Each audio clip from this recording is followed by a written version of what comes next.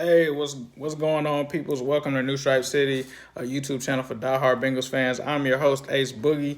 Bengals get a victory, man. It was much needed. We really needed that victory. We beat the Jags 33-25. This is what we like to see. The Bengals scoring, putting teams away. That's what it takes in this league to win football games. And I really have to take my hat off and give kudos to this coaching staff. You guys know, before this game, I felt like I was worried about it. I thought we could lose this game. I'm not going to shy away from that. And it was mostly around the coaching staff. And I love what I saw today. Like, from Zach Taylor, I had to give my hat off to him.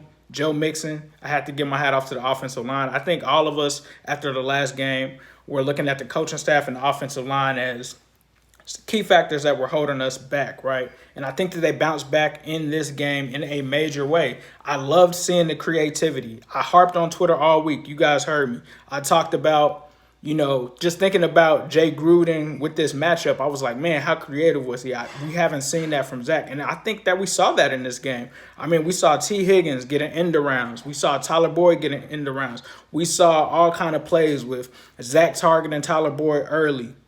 Not giving up any sacks, keeping Mixon involved. I love the plays that they used Mixon on. I thought that they were very creative, getting him involved in the passing game. Like, it was just, to me, the perfect offensive play calling game from Zach Taylor.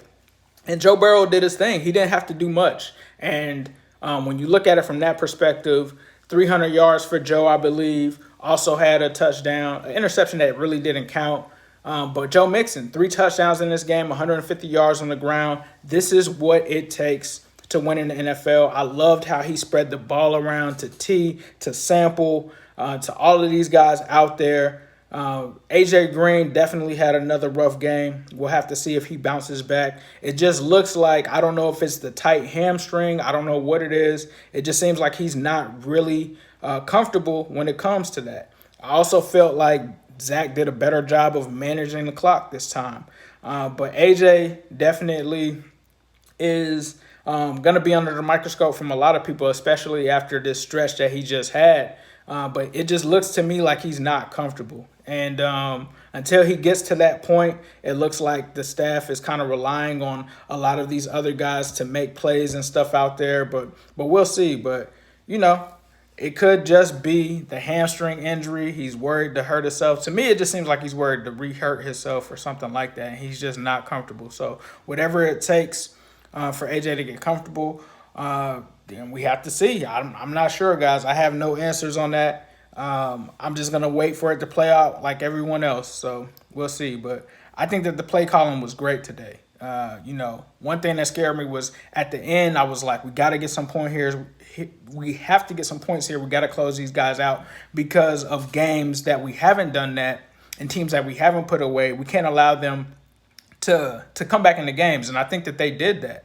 The defense definitely had some shaky issues, but I think when you look at this overall, the defense also ended up coming through pretty solid as well. I mean, they ended the game with 3 sacks. That was something that was big there. There were some issues for me from Lou's standpoint. I was waiting for him to call some blitzes. He finally dialed one up, and they ended up getting a sack. So, the defense was definitely shaky, but they played good enough to win, right? Even though they gave up 25, they still played good enough to win, especially with them missing Geno Atkins, a Mike Daniels, guys like that. So all 3 phases, like Michael Johnson said, came together, and they won this game. And, it wouldn't make me any happier than for the Bengals to next week. And I know everybody's going to say it's unlikely, but if this team can come out and play like they did against a team like the Ravens, I just want to see a competitive game.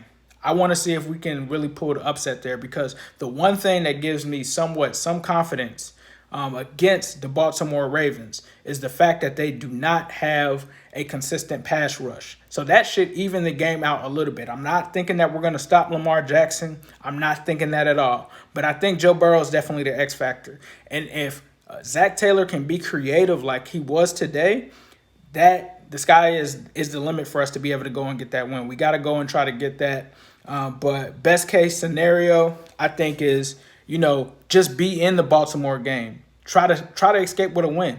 Try to escape with the win. I also liked how aggressive Zach was today. There were some play calls early. I think in the first half, he went for it on fourth down in our own territory. I'm glad that he did that. Alex Redmond, have to give it up to him. I wasn't, honestly, you guys know how I give it up, bro. Whenever I'm wrong on something or whenever something is proven wrong, I have no problem accepting it as a man and stuff like that.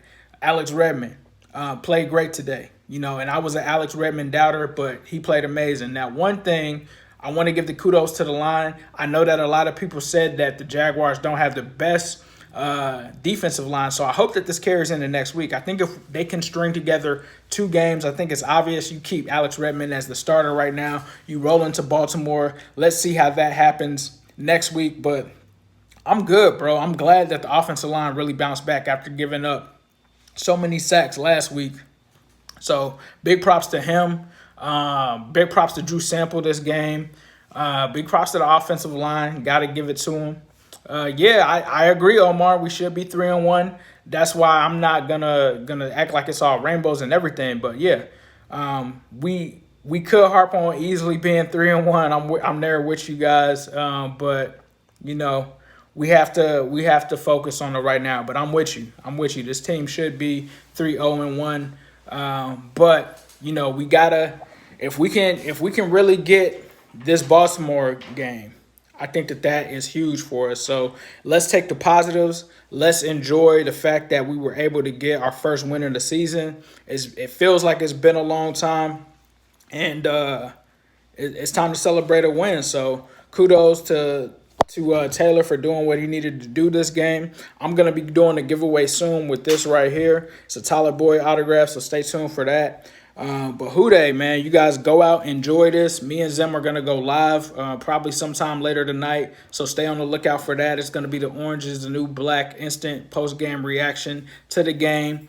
But yeah, let's go ahead and do that. We're on to Baltimore. We did what we needed to do, handled our business in Jacksonville. Let's continue to do that. Let's continue to move forward. And I can't wait to break down this game. I actually want to go back and rewatch this game because honestly, man, just in real time, I loved the play calls from Zach Taylor. This is what we hired this guy for. This is what we expected to happen. You could tell that the game plan was great offensively this week.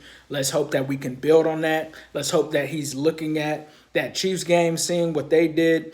But, hey, we can feel confident going into next week, like that we have Joe Burrow versus Lamar Jackson. This is going to be the first matchup between those two guys, right? And we just need to make those adjustments and go in and take care of business. That's all we have to do. Do what we did today. Just show up like that against Baltimore, right?